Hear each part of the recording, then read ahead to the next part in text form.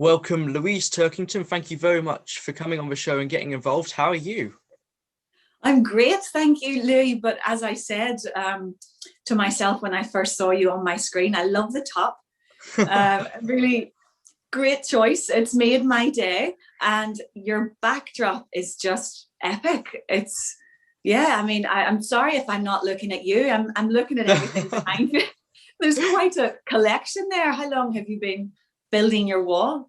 So I went to my first British touring car race in 2013 at Snetterton, and obviously with all the pit lane walkabout since then, I've slowly built up a little bit of a collection from the posters you get, and it keeps on going around. That's what makes me laugh about it. But yeah. Yeah, it looks great. Well, I have one of the only editions of the programs that were created in the 2020 season for the season opener at Donington. Yeah. And I have a few of them, so I must get one and send it to you. Oh, because well, thank you. I think you would offer it a good home. Yeah, well, thank you very much. So how's lockdown and the off season going for you guys? Yes, well, you've caught me on a good day because it's half term, which is a huge celebration. It has been challenging. Like anyone that's listening that's been homeschooling children, my boys are 10 and 11. So Lewis is in his first year of secondary school and Adam's in year 5. So the first lockdown, I was able to go rogue. Yeah. And I'd already identified all of the gaps in their learning. So I put like a program together where I could teach them together, but maybe slightly more advanced for Lewis and more fun for Adam. And we had the most amazing time. Yeah. But lockdown, well, I'm calling this lockdown 2, but it's probably the 3rd, has been a completely different vibe, a different feeling. The schools have been so much more organized. There's been live lessons every day. There's been handing in work, and it's the intensities up here. And I have boys, not girls. So boys aren't really that interested, I think, as much as girls would be. And I'm so excited by homeschool and covering all their topics. And I loved school. And Colin will tell you I was a teacher's pet, and that's okay. But my boys are not. So there's been friction when I'm expecting too much of them and they don't want to deliver that. But yeah, it's just, it's a juggle of working, of being a mom, of being a wife, of being a teacher, of cooking, cleaning, because everybody's in the house. So the sink just like grows. But yeah, we've been keeping active and keeping positive and just creating different activities and fun things to do and getting outside, fresh air. And yeah, I think when you look at lockdown as perhaps maybe the only time that it will ever be like this in your life, it changes your perspective a bit. So I'm probably sickly enthusiastic and sickly positive about the whole thing, but I'm just trying to enjoy the time with my boys because they'll soon be your age, and then they'll soon be away off doing their own thing, and they'll be like, Mom, who? Yeah, it's strange times, but I feel, especially with lockdown 1, it was at times quite nice just have sort of some time at home because we're always so busy, and I'm sure the same with you guys. It was quite nice to spend some time at home, but it was quite strange with the homeschooling, especially for me and my younger brother as well. So yeah, you feel the pain. So tell me, what does your job consist of with working with Colin in the British Touring Car Championship? I was chatting with Paul before the season finale, and we had Paul O'Neill, and we had a bit of a giggle because I'm working away, but I don't like to be seen, or I don't like to make any noise about myself. I'll always direct all of the focus towards Colin, and that's the way that it should be. But there was like this sort of chat that I was Colin's cheerleader or Colin's chief cheerleader, and at first I was like, oh, that's a bit strange. But I suppose in a way, people just don't understand maybe what it is that I do and how our life revolves. So it kind of, I'll take you back to my career before I had kids, and I was working in the music industry. I was working in London on the digital marketing kind of revolution at that point, and that was going really well. And the revolution of the music industry shifting to digital was occurring. So I was sort of accelerating my way through the ranks, and alongside that, Colin was obviously in the touring cars. But then a little surprise bun in the oven appeared. I had to make a big decision. Do I continue to pursue my career, or do I become a mom and focus my energies on helping Colin? So that was sort of the decision that I made at that time. But I kept my hand in various work within the music industry that I could pick and choose whenever I wanted. But really, when Colin got his second championship in 2014, and his health took a massive plummet, and we were at a really, really difficult stage in our lives with Colin, I knew it was then time to go 100% full-time working with Colin, helping him, building up the brand, growing our commercial portfolio, and marketing him as an individual that would attract sponsors and bring in those commercial partners. So that was sort of where I began my quest, was building the brand, expanding our likability to commercial partners and making that happen. But alongside that, I'm heavily interested in sport, and I love the psychology of sport, and I listen to lots of podcasts, and it's a shared interest that we both have. So I knew that there were so many things that I could do as an individual that lived closely with Colin that could enhance his performance, and really we could work together as a team on that side of things. So another element of my role was performance enhancement and performance assistance, and that could be anything, Louis. It could be from polishing his boots, because we have this high performance culture and a level of excellence that we don't want standards to slip. So it could be cleaning his boots, or managing his diary, being sort of the first line of defense for Colin when everybody wants a piece of him, and his energies are extremely precious, and we have to protect that. I'm chauffeur a lot of the time, so I'll do all the driving. Last year was a first, because alongside my many roles on a race weekend, I was driver of our motorhome and head chef. So that was a completely new experience, and very draining as well. So I would drive the motorhome to our race weekends, have it stocked with all of Colin's specific dietary requirements of the weekend, and I would be preparing the meals in between the social media, in between looking after Colin.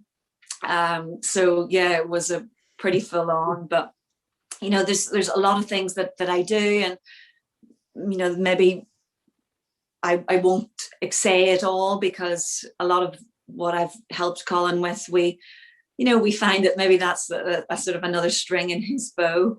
But I think the whole priceless element of what I do with Colin and what we do together is just that we're a really good team, and where one of us is weak, the other is strong, and vice versa. And we power on together. So I think I've made a role that perhaps doesn't have a title, and there's probably nobody else quite like me, but it works. And we've been very successful in that time. Yeah, definitely. And it's really interesting, because I was going to ask, did you have an interest in motorsport or like you say, sport in general beforehand? Well, I sort of have executed my father's dream, because he was into motorsport, and I grew up at the stock car ovals. So my dad was a really successful Northern Irish stock car racer.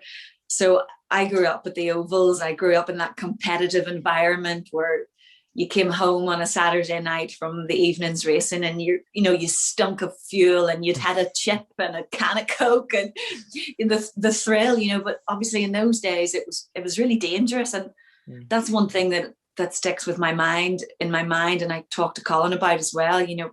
Even now people will ask me, am I ever nervous watching the touring cars? But I'm not, because of how advanced the safety is now. But yeah, when I watched my dad growing up, I was really nervous. There was a lot of deaths by motorsport that was common in the news, and we watched Formula One. We watched every motorsport that you possibly could. So I would have been nervous then. But yeah, I grew up in motorsport, surrounded by motorsport. My dad's a huge fan of Colin. We're going to get the kid bombed. Oh, bye. That was Adam. But my passion was show jumping. So, I did grow up in a competitive sport environment, but with horses. So yeah, that's what I suppose attracted me to Colin initially, was the fact that he had his sport going on and I had my sport going on. So that was sort of our shared interest.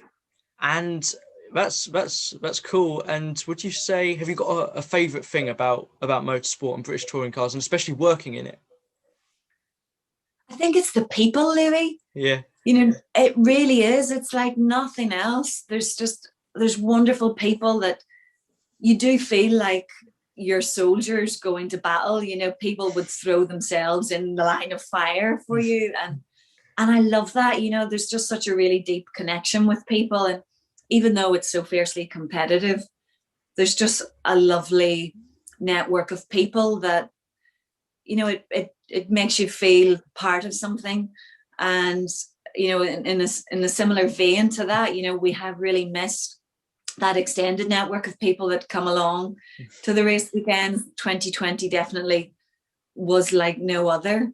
But I love the competition. I would be lying if I said I was there to just sit on the fence and enjoy competing. It's the competition, it's winning, it's going to that level that you don't really know you can even go to, just to try and gain an advantage. I love that fierce competition of the BTCC, and it's so exciting. That we're obviously turning up year on year, but it never loses that buzz or that excitement of it's unpredictable. And like if you look back at that 2019 season finale, how could you not fall in love with BTCC? It was just epic on all levels.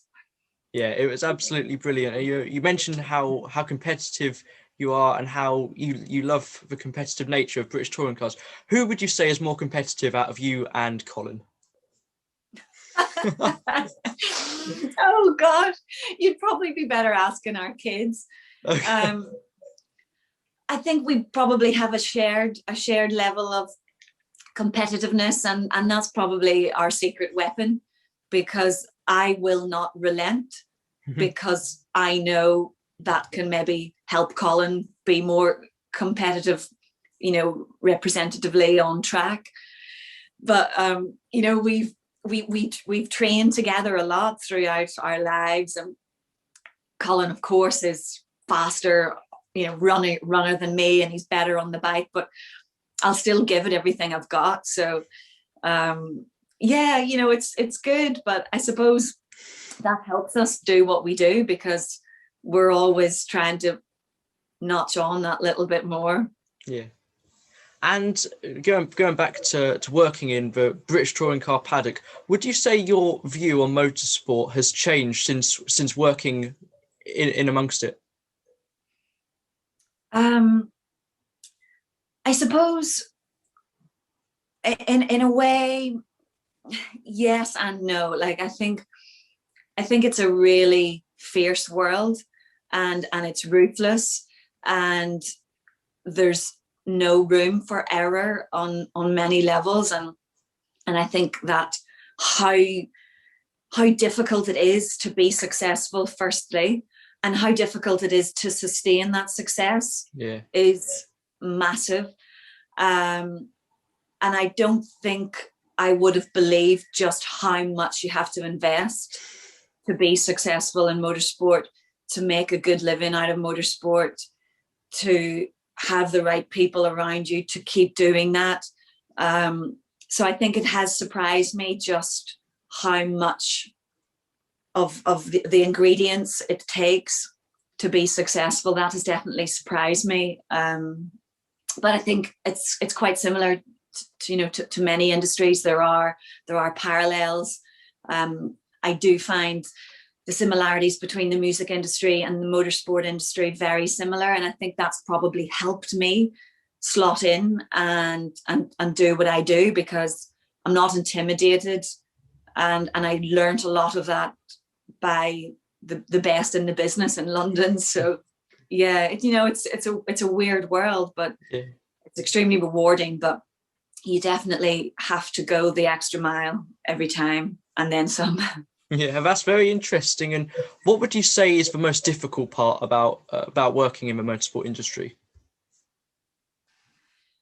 I think it's the level of commitment, and how it isn't a 9-to-5 job. It's not something that you can dip in and dip out of. It has to be a way of life. It has to dictate almost the rest of your life, and that's certainly one thing that we've had to do in order to maintain our success, is that we revolve our lives around motorsport, and that can be really exhausting. There's the physical fatigue of the circuits that you travel on throughout a season, and there's also the mental fatigue, because you're trying to be a human being at the end of the day. You're trying to be a mom. I'm trying to bring up my family. I'm trying to ensure that I'm instilling all the right values and morals and education in my kids. I'm also asking myself, am I the person that I want to be? Yeah. And you're doing this whilst living in this high octane, high performance arena. So I think that's probably the most difficult thing of having a career in motorsport. Absolutely. Well, last year was a very difficult year for everyone.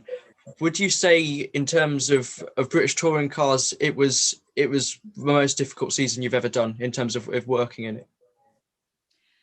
I think, Louis, that's a really, really, really good question. And personally, for me, it really was. And I think it was the fact that there was the condensed season, and there was less time to just be me. And I felt like I was always switched on, and I was taking on these extra roles and responsibilities. And one of the biggest responsibility that you're carrying is trying to not catch COVID. Yeah. And with the children in school, and with us wanting to continue to train, and Colin still, we were still going to the gym, and we were swimming, and still trying to have some sort of rewarding life, and do what we had to do. The worry of COVID was really weighing heavily on me. And I would lie in bed at night and I couldn't sleep sometimes, because I would panic thinking, maybe I'm getting a sore throat. Yeah. Maybe this is COVID. Every email that was coming in from the school, there was a lot of children having to self-isolate because one of the children had caught the virus. And we were only one phone call or one track and trace alert or one positive test away from missing a race weekend. And it feels like life or death in that situation, because every point matters. Your every session matters. Every time you show up matters. So if you were risking missing a whole weekend, it's a massive, massive concern. But I really, really felt like last year, took more out of me than any other season, and juggling the roles and responsibilities that I juggle, it definitely wore me thin. Perhaps it was a combination of the intensity of the seasons before as well. But yeah, I really needed to just go underground once the flag fell on that final season finale race weekend, I really had to go underground and just try and figure out what was it that took so much from me this year.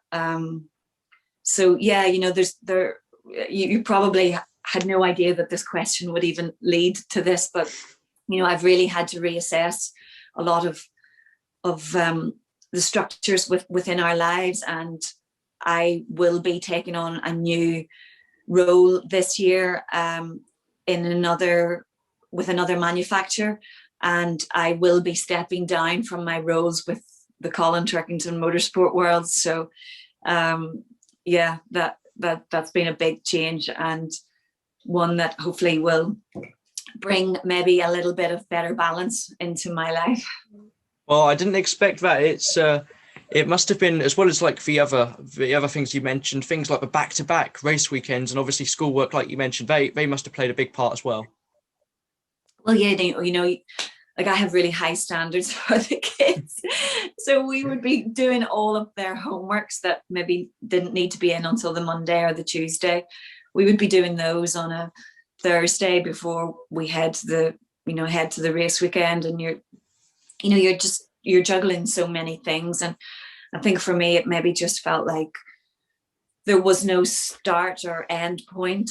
And I just want to kind of have my motorsport work a little bit more separate from my personal life. So I've been really fortunate. I sort of just put out the feelers to see, you know, to say sort of, hi, I'm thinking about this maybe in a year or two.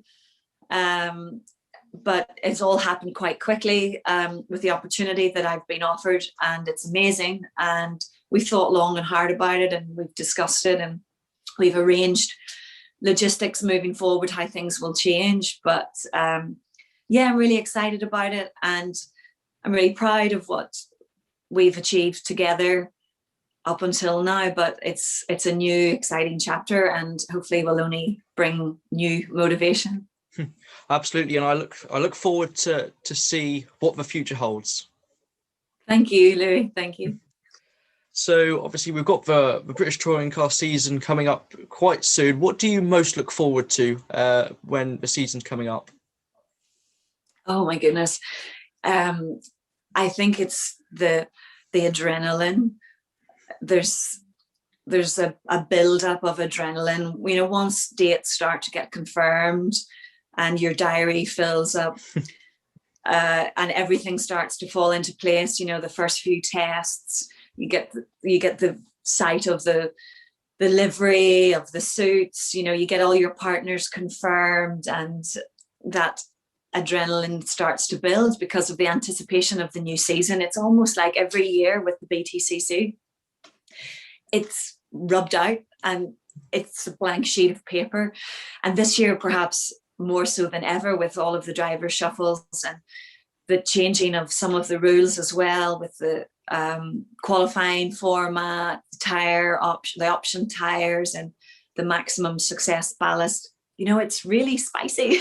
Yeah. And I can't wait to see the drivers in their different machinery and see what has everybody brought to the table this year, because there are always those that work so hard over the winter to bring a much better version of their package to the table, and that increases the level of competition, and there's just that anticipation and excitement about who's going to bring what to the table this year, and that's as exciting as for me as I'm sure it is for everybody else. You know, we don't lose that just because we're working with it, and hopefully this year as well there'll be fans trackside again, and we can feed off their energy and feed off their excitement, and it would just be so good to see this sort of the fans back around the circuit again.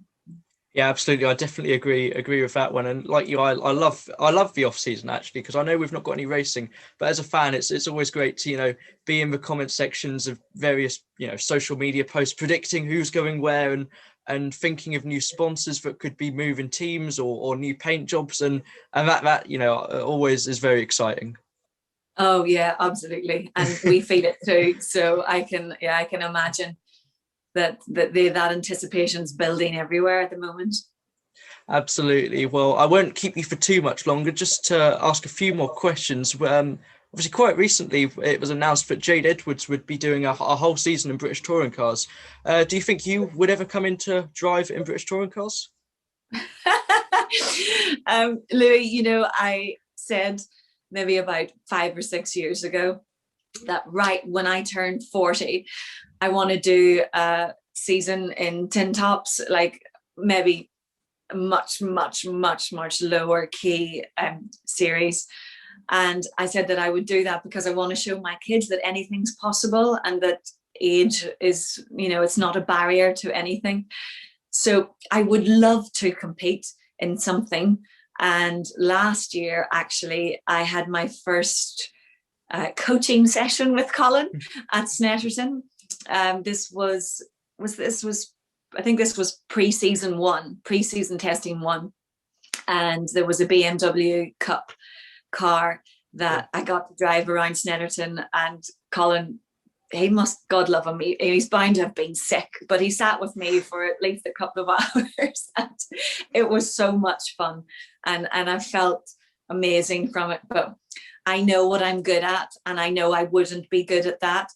But I would like to do it for a bit of fun. But to be honest, I think my year 40 plan's gone out the window because I've got 2 young men at my heels that are desperate to race and desperate to compete. So 100% I'll be putting them before me. But yeah, I'm really, really pleased for Jade. And I think she's a great role model, and she's got so much time for people, and she's a great talent. And I wish her all the best for this year. And I hope she does well. And I just think it's mega. My boys are huge fans of Jade. So yeah. Absolutely.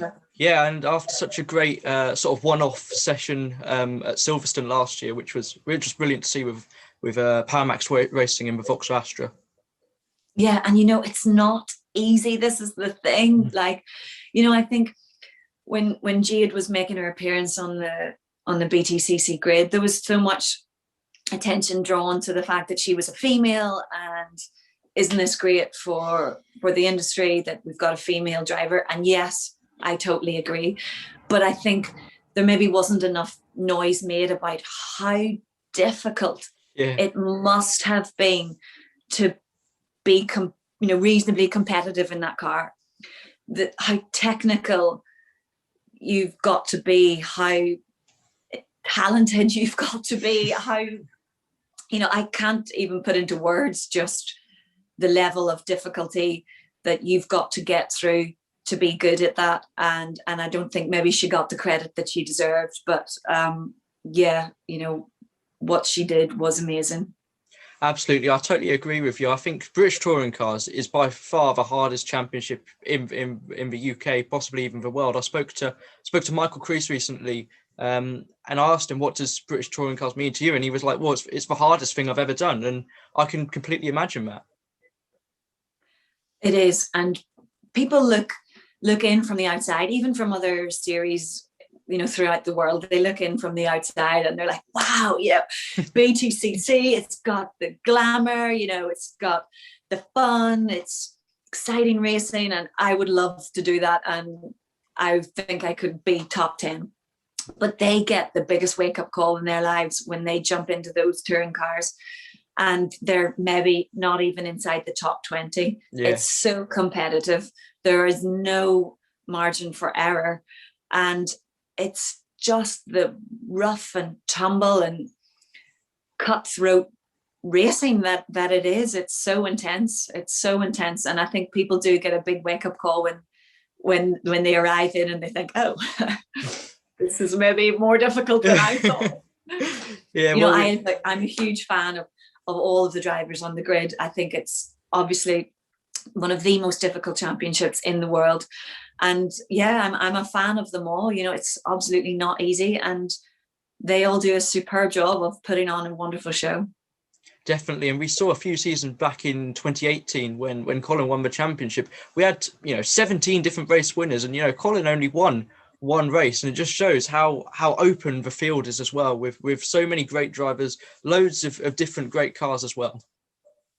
That's it. And, the formula of BTCC allows those variables to come into play, and it makes it more competitive, and it adds another level of challenge into the mix. And yeah, it's a hugely successful formula. It can be frustrating. Oh yeah. But it's entertainment, and as a fan, that's what you want. And I think Alan does a fantastic job of putting the ingredients into the melting pot and creating this spectacle that the BTCC is. Absolutely. Well, thank you so very much for coming on the show for a chat. You've been absolutely brilliant. So thank you. Thank you, Louis. And I will get a little program in the post to you. Thank you very much. Well, hopefully, if fans are allowed in this season, hopefully I'll be able to come and say hello at Snetterton, which is my home event. But yeah, we'll have to see. Hopefully fans are allowed back in. Yeah, fingers crossed. And of course, don't be a stranger and keep doing what you're doing.